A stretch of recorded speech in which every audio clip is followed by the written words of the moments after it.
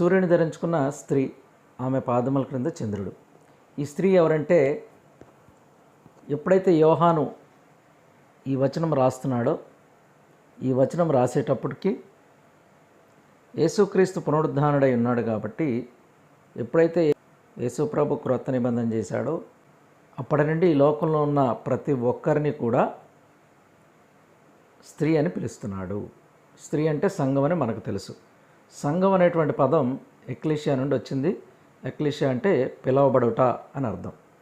ఎక్కడ నుంచి పిలువబడ్డారంటే, ఆదాము నుండి భౌతిక మరణం అనేది ఈ శరీరానికి వచ్చింది. ఆ మరణంలో నుండి జీవంలోనికి పిలువబడటాన్ని సంఘం అంటారు.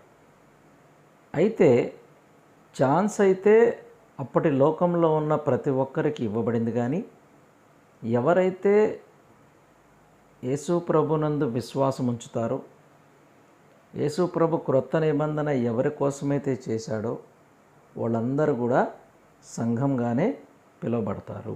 ఈ స్త్రీ అరణ్యంలో తన చోటికి ఎగురునట్లు గొప్ప పక్షిరాజులు ఇవ్వబడను. అక్కడ ఆ సర్పముఖం చూడకుండా ఒక కాలములు అర్ధకాలము పోషించబడను.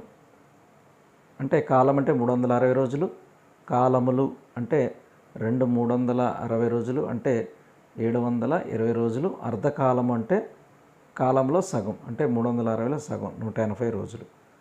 టోటల్గా 1260 దినములు ఆమె పోషించబడింది.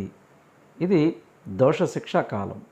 దీని గురించి జకర్యా గ్రంథం 5వ అధ్యాయం 5 నుంచి చివరి వరకు చదివితే అక్కడ ఒక ప్రవచనం ఉన్నది. ఆ ప్రవచనం గురించి చెప్తూ జకర్యాని అక్కడ ఉన్నటువంటి దూత ఈ విధంగా అడుగుతున్నాడు. ఇదేంటని అడుగుతున్నాడు. ఇది కొల, బయలువెళ్ళు తూము, లోకమంతటా జనులు ఇలా కనపడతారు.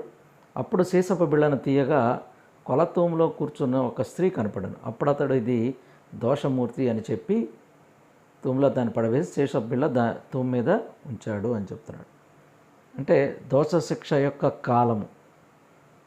గత వీడియోలో కూడా చెప్పాను.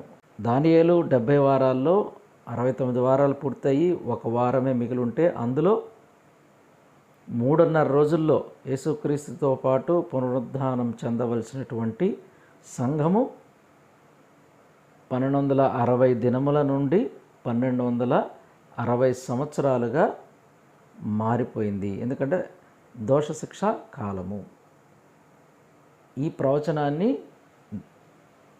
యోహాను ప్రకటన గ్రంథంలో రాశాడు.